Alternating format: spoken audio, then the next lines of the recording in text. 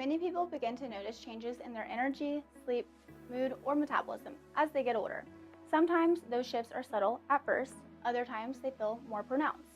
A common question we hear in clinic is this just aging or is something else going on? In reality, hormones don't change for only one reason. They're influenced by aging, yes, but also by environment, stress, sleep, nutrition, and overall health. And those influences tend to interact with each other.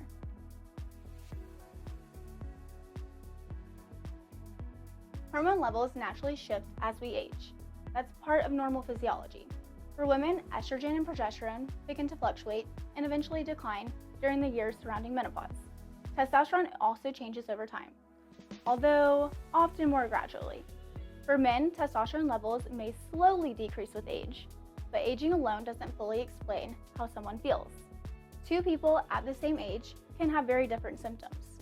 That's one reason we avoid assuming that age alone tells the full story. In practice, we look at patterns, symptoms, lab values, medical history, and how the body responds over time. Another piece that often gets overlooked is the environment we live in. Certain environmental exposures can influence hormone signaling. You may hear the term endocrine disruptors. That's a technical term.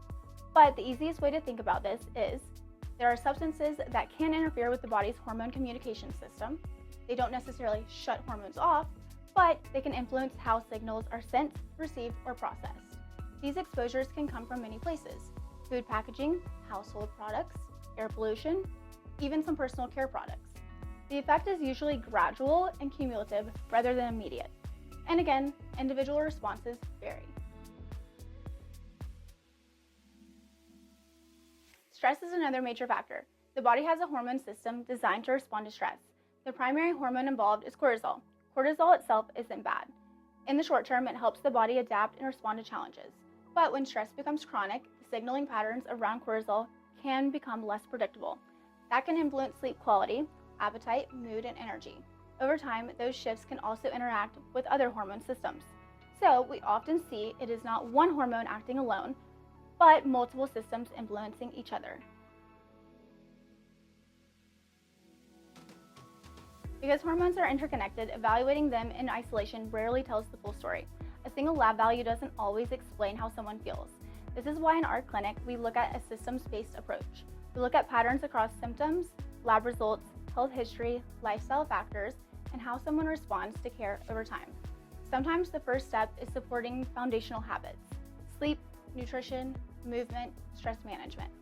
These aren't framed as a cure-all, but they often help create the conditions for medical therapies to work more effectively when they're appropriate. And when hormone therapy is considered, the focus remains the same: bringing levels back into a proper balance, monitoring carefully, adjusting based on how someone responds over time.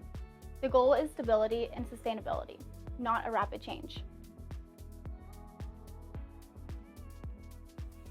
Hormone disruption is rarely caused by a single factor. Most often, it's the result of multiple influences happening at once: aging, environment, stress, overall health. Understanding that bigger picture is what helps guide responsible care. If these topics are relevant to what you've been experiencing, they're worth discussing with a clinician who looks at the full context.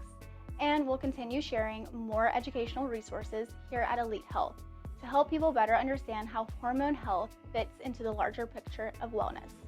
If you're curious about hormone health and how it may be affecting how you feel day to day, our team at Elite Health is here to help guide the conversation. You can contact our clinic to learn more about how we evaluate hormones and what a thoughtful, individualized approach to care looks like.